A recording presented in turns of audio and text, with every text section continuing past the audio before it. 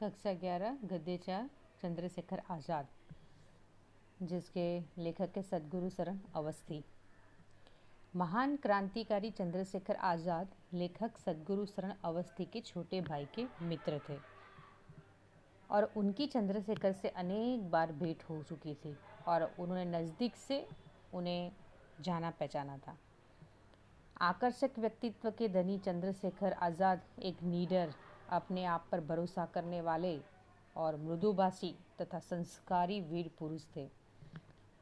हम सब भी चंद्रशेखर आज़ाद को अच्छी तरह जानते हैं और उनका नाम भी हमने सुना है। इतिहास यानी कि एसएस जैसे सब्जेक्ट में आपने चंद्रशेखर आज़ाद की बहुत सारी करतूतें यानी उनके सारे अच्छे कार्य भी सुने और समझे होंगे और पढ़े होंगे। इस संस्मरण में लेखक ने चंद्रशेखर आज़ाद के जीवन पर, व्यक्तित्व पर, स्वभाव तथा उनकी मान्यताओं आदि का वर्णन किया है।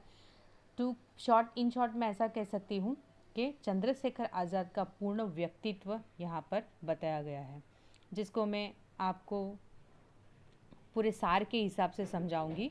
फिर सभी विद्यार्थियों को इस लेसन का कथन खुद ही करना है, यानी कि पठन खुद करना है और फिर चंद्रशेखर आज़ाद के फ़ोटो आपको नोटबुक में लगाना है और उनका व्यक्तित्व की छवि आपको अपने शब्दों में निरूपण करना है नोटबुक में। तो पहले मैं आपको चंद्रशेखर आज़ाद जो लेसन है उसका सार समझाऊंगी। चंद्रशेखर आज़ाद लेखक के छोटे भाई के मित्र थे। लेखक उनसे अनेक बार मिल चुके थे और वे अपने मित्र का बड़ा भाई होने के कारण उनका बहुत सम्मान करते थे। वे लेखक से कोई भी बात छिपाते नहीं थे। कौन? चंद्रशेखर आज़ाद। लेखक ने पाया था कि चंद्रशेखर आज़ाद एक आकर्षक व्यक्तित्व वाले निडर व्यक्ति थे। उन्होंने अपने आप पर पूरा विश्वास था कि वे जीते जी किसी के हाथों नहीं आ सकते। उनकी कमर से लटकती हुई 2 पिस्तौलें और कंधे पर कारतूस की पेटी सदा उनके साथ होती थी। हम सब जानते हैं कि चंद्रशेखर आज़ाद हिंसा के थ्रू भारत देश को आज़ादी दिलाना चाहते थे।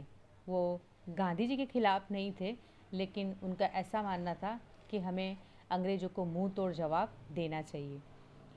वो अहिंसा नहीं के विरोधी थे, अहिंसा करना चाहते नहीं थे। उनका ऐसा मानना था कि यदि वो प्रहार करेंगे तो हम भी सामने से प्रहार कर कर ही उनको जवाब देंगे। इसलिए उनके कमर से लटकती हुई 2 पिस्तौल और कंधे पर कारतूस की पेटी सदा उनके साथ ही होती थी। चंद्रशेखर आज़ाद बहुत ही शक्तिशाली पुरुष थे। वे हर प्रकार के वस्त्र के भीतर खिलते थे। उनका जो स्वास्थ्य था और उनके जो बॉडी पॉस्चर था वो इतना क्या कहते हैं आकर्षित करता था सामने वाले को देखने को कि देखकर आपका भी मन मोहक हो जाए। चाहे वो पंजाबी पगड़ी और सलवार हो या खद्दर का कुर्ता और बंगाली धोती हो, खुले गले का कोट और कछोटे से ढकने वाली धोती अथवा सूट और हैट हो, कोई भी कपड़ा पहन ले वो सब में वो इतने खिलते थे। उन्होंने महात्मा गांधी जी की अहिंसा की निस्सारता पर मुझे घंटों समझाया होगा और मैंने उनकी हिंसा पद्धति की खुलकर बुराई की होगी, पर हम दोनों का पारस्परिक आदर बढ़ता ही गया। किनका? लेखक का और उनका। वो कई बार समझाते थे। हम दोनों अपने विचार में ईमानदार थे। मेरा विचार केवल तर्क का संधार और मानसिक प्रयत्न मात्र था और उनके व्यवहार पक्ष की शक्ति मुझ में नहीं थी। लेखक ने पाया कि चंद्रशेखर आज़ाद इन बातों से क्या पता चलता है कि लेखक ने पाया कि चंद्रशेखर आज़ाद ऊपर से कठोर थे पर भीतर से बहुत ही कोमल स्वभाव के थे। उनका कठोरपन देश को स्वतंत्र कराने की बलवती इच्छा के कारण था। उनको भी देश को आज़ाद कराने का इतना जुनून था उसके अंदर कि वो कुछ भी करने को तैयार थे, अपने प्राण न्यौछावर करने को भी तैयार थे। सार्वजनिक कार्यपद्धति में उनके लिए दया का दूसरा नाम कायरता और क्षमा का दूसरा नाम आपत्ति था। ये मानते थे कि यदि दया का दूसरा नाम, यदि हमने किसी पे दया की मतलब हम कायर है, और क्षमा यानी हम दूसरा नाम आपत्ति था। पर क्रांति के मार्ग में आकर नष्ट हो जाने वाले प्राणियों के प्रति उनके मन में अपार सहानुभूति थी। यदि कोई क्रांतिकारी उनके साथ जुड़ता है और किसी की मृत्यु हो जाती है या फिर कोई ऐसी घटना बन जाती है तो उन्हें बहुत ही दुख होता था। वे महात्मा गांधी जी की अहिंसा की नीति को निस्सार मानते थे। ऐसा नहीं कि मानते नहीं थे, वो मानते थे। ईश्वर, धर्म तथा पाप पुण्य संबंधी विवाद में वे कभी नहीं फंसते थे। ईश्वर, धर्म और पाप पुण्य विषयक विवाद के लिए उनके पास समय ही नहीं था। इस तर्क वितर्क को वे अवकाश का वाक विलास समझते थे। मैं कह ही नहीं सकता था कि उनकी इन विषयों में संबंध में क्या मान्यताएं थी, पर यह निर्वावत कहा जा सकता है कि जिस मान्यता में मन में हिंसक शौचिक कार्यभीरता, बुद्धिवाद, पलायनवाद को अवसर मिले, उसके वे पूर्ण प्रतिकूल थे। हाँ, पाप और पुण्य के अनेक अर्थ और आज की व्यापकता को चाहे वे मानते हो और कदाचित नहीं भी मानते थे, परंतु जीवन की पवित्रता, सामाजिक निर्मलता, व्यक्तित्व उज्ज्वलता तथा नैतिक उच्चता के वे बड़े पोषक थे। कोई यो विश्वास नहीं कर सकता था कि हत्याओं को बेधड़क डालने वाला हाथ स्पर्श में इतने कोमल और नागरिक भी हो सकते हैं। हम ऐसा सोचेंगे कि वो हत्या करते तो क्रूर हो गए, बट ऐसा नहीं था। वो पवित्र पर जीवन की पवित्रता, सामाजिक निर्मलता, व्यक्तिगत उज्ज्वलता और नैतिक उच्चता के वो पोषक थे। जब मैं ये पंक्तियों को लिख रहा हूँ और समझा रहा हूँ, लेखक ऐसा कह रहे, तब भी उनकी मनोहार मेरे सामने घूम रही है। उनकी छवि कितने अधिक व्यक्तित्वों में उनकी ममता की बड़े जमी है, ये आज उनके अनुमलित होने के बाद ज्ञात हो रहा है। राजनीतिक उन्हें सराहे और स्वतंत्रता प्राप्ति का अग्रदूत समझकर उनकी प्रतिमा बनाकर अर्चना करे। इतिहासकार अपनी पुस्तकों उनकी प्रशंसा में सजाए और उनकी महत्व का निर्णय करे। साहित्यिक उन पर उपन्यास, कहानियाँ और काव्य की रचना करके उन्हें अमर बना दे। संपादक गण उन पर लेख लिखे, टिप्पणियाँ लिखकर उनकी साथी और सहकारी सभाओं में भाषण दे और एकांत में आंसू बहाए। परंतु मेरे ऐसे अलग देखने वाले किंतु निकट अनुभव करने वाले कर्म क्षेत्रों में से कौसों दूर प्राणी केवल धवल कागज पर कुछ काली सतरें खींचने के अतिरिक्त पर ही क्या सकते हैं।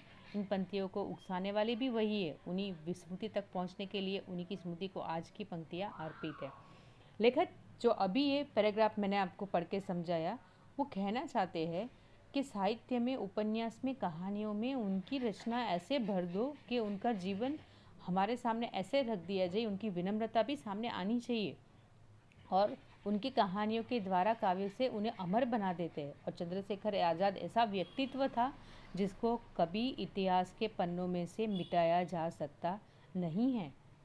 तो इस अबूझ व्यक्तित्व का दर्शन हमें भी करना है। तो इसके लिए सभी विद्यार्थी को पहले क्या करना है, इस लेसन को पढ़ना है। पढ़ने के बाद चंद्रशेखर आज़ाद के जीवन, व्यक्तित्व, स्वभाव और उनकी मान्यताओं आदियों का आपको नोटबुक में वर्णन करना है। पढ़ने के बाद पहले तो आप शब्दार्थ और टिप्पणी लिखेंगे, स्वाध्याय करेंगे, प्रश्नों के उत्तर लिखेंगे और उसके बाद आपका जो अहम कार्य है, जो विद्यार्थी प्रवृत्ति आपको दी गई है, यहाँ पर आपको मैं जो दिखा रही हूँ वीडियो में, चंद्रशेखर आज़ाद के समकालीन क्रांतिकारियों के विषय में पहले तो आपको जानकारी प्राप्त कीजिए और चित्र के साथ हस्तलिखित अंक तैयार कर कर आपको नोटबुक में लिखना है। तो सबसे पहले सबको क्या करना है, सभी क्रांतिकारियों के नेम लिखने, उनके बारे में थोड़ी सी जानकारी देनी है आपको, भारत में जितने भी क्रांतिकारी थी, लेकिन विस्तार पूर्वक आपको चंद्रशेखर आज़ाद के बारे में लिखना है। जब भी हम कभी कोई एक लेखन करते या निबंध लिखते हैं तो हम समझो कि चंद्रशेखर आज़ाद के बारे में या स्वतंत्र आंदोलन में भाग लेने वाले गुजरात के क्रांतिकारियों में चंद्रशेखर आज़ाद को हम लोग पृष्ठ पे बताने वाले हैं।